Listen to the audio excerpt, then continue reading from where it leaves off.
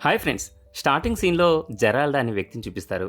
అతను తన భార్య జెస్సీని తీసుకొని సిటీకి దూరంగా ఉన్న ఒక లేక్ హౌస్‌లోకి కారులో వెళ్తూ ఉంటాడు. వాళ్ళ మాటలు వింటుంటే మనకు ఒక విషయం అర్థమవుతుంది. వాళ్ళ వైవాహిక జీవితంలో చాలా సమస్యలు ఉన్నాయి. ఆ సమస్యలను సరిదిద్దుకోవడానికి సిటీకి, గొడవకి దూరంగా ఒక 24 గంటలు ప్రశాంతంగా ఒకరితో ఒకరు గడపడానికే వాళ్ళు అక్కడికి వెళ్తున్నారు. అలా అయితే వాళ్ళ బంధం మళ్ళీ బలపడుతుందని వాళ్ళ నమ్మకం. వాళ్ళు అడవి మధ్యలో నుండి వెళ్తుండగా దారి మధ్యలో వాళ్లకు ఒక కుక్క కనిపిస్తుంది. అది చనిపోయిన ఒక జంతువు మాంసాన్ని తింటూ ఉంటుంది. అది చూడగానే జెరాల్డ్ కారు ఆపుతాడు. ఆ కుక్క అక్కడి నుండి పారిపోగానే వాళ్ళ లేక్ హౌస్కి చేరుకుంటారు. కానీ జెస్సీకి అర్థమవుతుంది ఆ కుక్క చాలా ఆకలితో ఉందని. అందుకే ఆమె ఫ్రిడ్జ్లో నుంచి కొంచెం మాంసం తీసి ముక్కలు తీసుకుని బయటకు వచ్చి ఆ కుక్క కోసం ఒక ప్లేట్లో పెట్టి పిలుస్తుంది. మరోవైపు జెరాల్డ్ జెస్సీతో సన్నిహితంగా ఉండడానికి ఒక వయాగ్రా మాత్రం వేసుకుంటాడు. కాసేపటికి జెస్సీ కిటికీలోంచి చూస్తే ఆ కుక్క అడవిలోంచి రావడం కనిపిస్తుంది. కానీ ఆ కుక్క ఆ మాంసాన్ని తినేలోపే జెరాల్డ్ అక్కడికి రావడంతో అది పారిపోతుంది. జెరాల్డ్ జెస్సీని లోపలికి రమ్మంటాడు. వాళ్ళు కనీసం ఇంటి తలుపులు కూడా సరిగ్గా వేసుకోరు. పైగా బెడ్రూమ్లోకి వెళ్ళాక జెస్సీ నైటీ వేసుకుంటూ ఉంటుంది. జెరాల్డ్ బాత్రూమ్ నుంచి చేతిలో సంకెళ్ళు పట్టుకుని వస్తాడు. ఈరోజు మనం కొత్తగా ఏదైనా చేద్దామని చెప్పి జెస్సీ 2 చేతులను మంచానికి బలంగా కట్టేస్తాడు. నేను నీతో సన్నిహితంగా ఉన్నప్పుడు నీకు ఇష్టం లేనట్లు, నేను నిన్ను బలవంతం చేస్తున్నట్లు, నువ్వు వద్దని అరుస్తున్నట్లు నటించమని జెరాల్డ్ అడుగుతాడు. జెస్సీకి ఇవన్నీ నచ్చవు. కానీ తమ బంధాన్ని కాపాడుకోవడం కోసం ఆమె అయిష్టంగానే ఒప్పుకుంటుంది. కానీ జెరాల్డ్ శృతి మించిపోతాడు. జెస్సీకి ఓపిక నశించి గట్టిగా అరుస్తుంది. ఆపు జెరాల్డ్, నాకు ఇది నచ్చలేదు, నన్ను వదిలే అని చెప్తుంది. ఇది చూసి జెరాల్డ్ కోప్పడతాడు. కాసేపు ఆగి జెస్సీ మీద అరవడం మొదలు పెడతాడు. మన మధ్య ఉన్న సమస్యలన్నిటికీ నువ్వే కారణం. చాలా కాలం నుంచి మనం దూరంగానే ఉంటున్నాం. నువ్వు ప్రతిదీ పాడు చేస్తున్నావు. నా జీవితం కూడా నీ వల్లే నాశనమైందని జెస్సీని కూడా ఘోరంగా నిందిస్తాడు. వాళ్ళిద్దరూ గొడవ పడుతుండగా సడన్గా జెరాల్డ్ గుండెపోటుతో కుప్పకూలిపోతాడు. జెస్సీ 2 చేతులు మంచానికి కట్టేసి ఉండడం వల్ల ఆమె అతనికి ఏ సహాయం చేయలేకపోతుంది. చూస్తుండగానే జెరాల్డ్ చనిపోయి ఆమె మీదనే పడిపోతాడు. జెస్సీకి అర్థమవుతుంది తన మీద ఒక శవం పడి ఉందని. అది చాలా బరువుగా ఉంటుంది. తన బలమంతా ఉపయోగించి జెరాల్డ్ శవాన్ని మంచం కిందకు తోసేస్తుంది. అప్పుడు చూస్తే జెరాల్డ్ తల పగిలి రక్తం కారుతూ ఉంటుంది. అతను ఇంకా బతికే ఉన్నాడేమో అని జెస్సీ గట్టిగా పిలుస్తుంది. కానీ అతను నిజంగానే చనిపోయాడని ఆమెకు అర్థమవుతుంది. ఇప్పుడు జెస్సీ చాలా చిక్కుల్లో పడింది. భర్త చనిపోయాడు. ఆమె చేతులు మంచానికి కట్టేసి ఉన్నాయి. ఆ ఇల్లు అడవి మధ్యలో ఉంది. చుట్టుపక్కల మైళ్ళ దూరం వరకు మనుషులు ఎవరూ లేరు. తను ఎప్పటి వరకు ఇలా బందీగా ఉంటుందో ఆమెకు తెలియదు. చేతులు విడిపించుకోవడానికి చాలా ప్రయత్నిస్తుంది. కానీ కుదరదు. ఎవరైనా వస్తారేమో అని గట్టిగా అరుస్తుంది. గంటా తరబడి అరిచినా లాభం ఉండదు. అలసిపోయి మౌనంగా ఉండిపోతుంది. కొంతసేపటికి ఎవరో నడుస్తున్న శబ్దం వినిపిస్తుంది. ఎవరో వచ్చారని ఆశపడుతుంది. కానీ చూస్తే ఇందాక బయట కనిపించిన ఆ కుక్క రక్తం వాసన పసిగట్టి ఇంట్లోకి వచ్చేస్తుంది. అది నెమ్మదిగా జెరాల్డ్ బాడీ దగ్గరికి వస్తుంది. జెస్సీ దాన్ని చూసి పో పో అని అరుస్తూ బెదిరించడానికి ప్రయత్నిస్తుంది. కానీ ఆ కుక్క ఇప్పుడు మామూలు కుక్క కాదు. అది నరమాంసం భక్షిగా మారిపోయింది. జెస్సీ కళ్ళ ముందే అది జెరాల్డ్ శరీరాన్ని పీక్కు తింటూ ఉంటుంది. తన భర్త మాంసాన్ని ఒక కుక్క తినడం చూసి జెస్సీ తట్టుకోలేకపోతుంది. భయం, ఒత్తిడి, ఆకలి వల్ల జెస్సీకి భ్రమలు మొదలవుతాయి. చనిపోయిన జెరాల్డ్ ఆత్మ లేచి నిలబడినట్లు ఆమెకు కనిపిస్తుంది. ఆ దయ్యం రూపంలో ఉన్న జెరాల్డ్, చూశావా నువ్వు ఏం చేశావో? నువ్వు ప్రతిదీ పాడు చేస్తావు. చివరకు నన్ను కూడా చంపేశావు. నా చావుకి కారణం నువ్వే అని ఆమెను భయపెడతాడు. ఇంకో పక్క జెస్సీకి తనలాగే ఉన్న ఇంకో జెస్సీ కనిపిస్తుంది. ఒక పక్క జెరాల్డ్ ఆత్మ ఆమెను తిడుతుంటే, మరో పక్క ఆ జెస్సీ ఆత్మ ఆమెను పొగుడుతూ ధైర్యం చెప్తుంది. నిజానికి అక్కడ ఎవరూ లేరు. ఇదంతా మంచం మీద ఉన్న జెస్సీ మెదడులో జరుగుతున్న సంఘర్షణ మాత్రమే. జెరాల్డ్ ఆత్మ ప్రేమతో, నీ చావు దగ్గర పడింది, నాకంటే ఘోరంగా చస్తావు, ఆకలి దప్పికలతో తల్లడిల్లి చస్తావు, నీ శవాన్ని చూడటానికి కూడా ఎవరూ రారు అని భయపెడతాడు. కానీ జెస్సీ ఆత్మ లేదు, నువ్వు చాలా ధైర్యవంతురాలివి, నువ్వు ఇక్కడి నుంచి తప్పించుకుంటున్నావు అని ధైర్యం నూరిపోస్తుంది.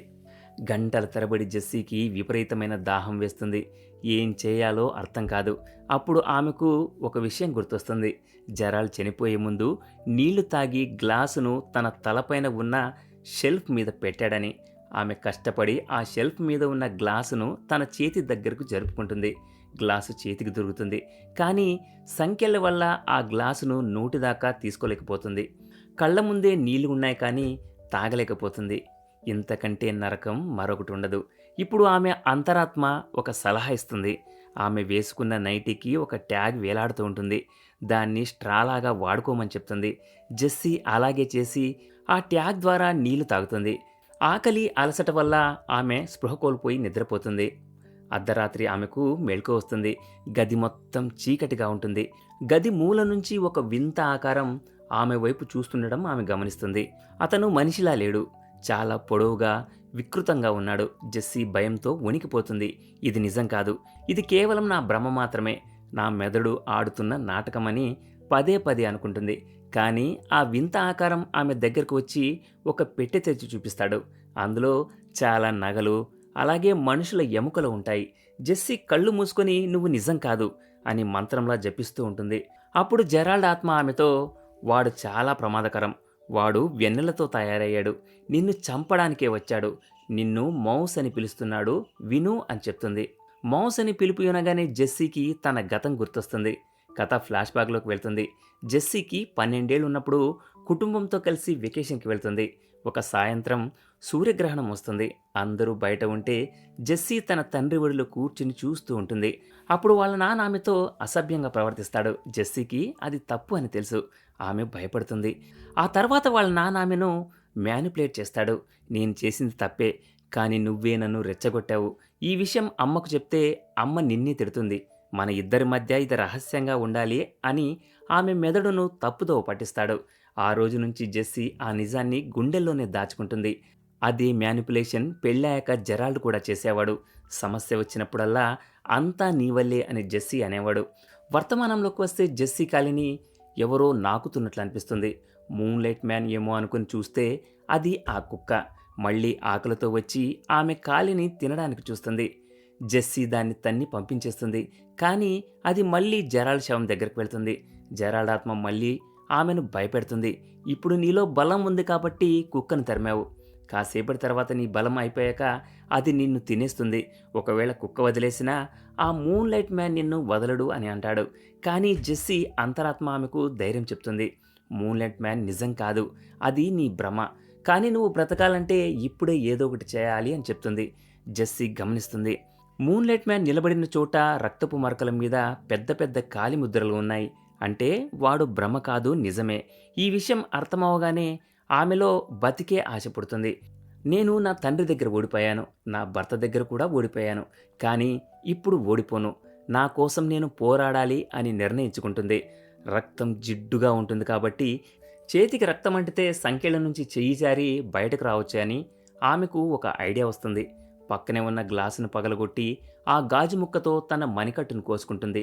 రక్తం ధారగా కారుతుంటే ఆ రక్తాన్ని లూబ్రికెంట్గా వాడుకొని విపరీతమైన నొప్పిని భరిస్తూ తన చేతిని బలవంతంగా సంకెళ్ళ నుంచి బయటకు లాగుతుంది. ఈ ప్రాసెస్లో ఆమె చేతి చర్మం ఊడిపోతుంది. ఇది చాలా భయంకరమైన దృశ్యం. ఎలాగోలా ఒక చెయ్యి బయటకు వస్తుంది. వెంటనే మంచం మీద ఉన్న తాళం చెవి తీసుకుని రెండో చేతిని కూడా విడిపించుకుంటుంది. ఆమె శరీరం మొత్తం నొప్పులతో నిండి ఉంటుంది. సరిగ్గా నడవలేదు. కానీ ఎలాగైనా బయటపడాలని కారు దగ్గరికి వెళ్తుంది. కారులో కూర్చుని డ్రైవ్ చేస్తూ స్పృహ కోల్పోతుంది. కారు వెళ్ళి ఒక చెట్టుకు గుద్దుకుంటుంది. అదృష్టవశాత్తు అక్కడి స్థానికులు ఆమెను చూసి హాస్పిటల్లో చేరుస్తారు.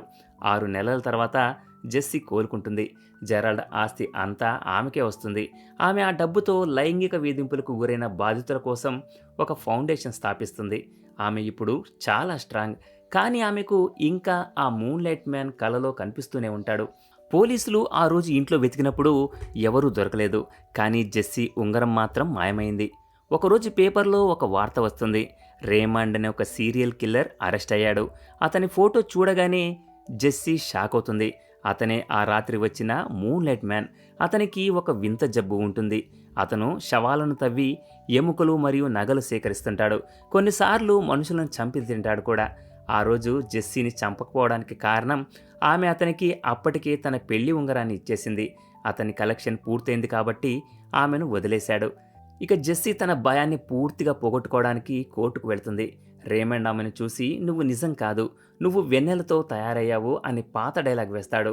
అప్పుడు జెస్సీ అతని దగ్గరికి వెళ్ళి అతని కళ్ళలోకి చూస్తూ నువ్వు నేను ఊహించిన దానికంటే చాలా చిన్నగా ఉన్నావు అని అంటుంది. ఈ మాట ఆమె రేమండ్కే కాదు, తన తండ్రికి, జెరాల్డ్కి, తనని భయపెట్టిన మగాళ్ళందరికీ చెప్తున్నట్లుగా ఉంటుంది. ఆమె నవ్వుతూ కోర్టు బయటకు వస్తుంది.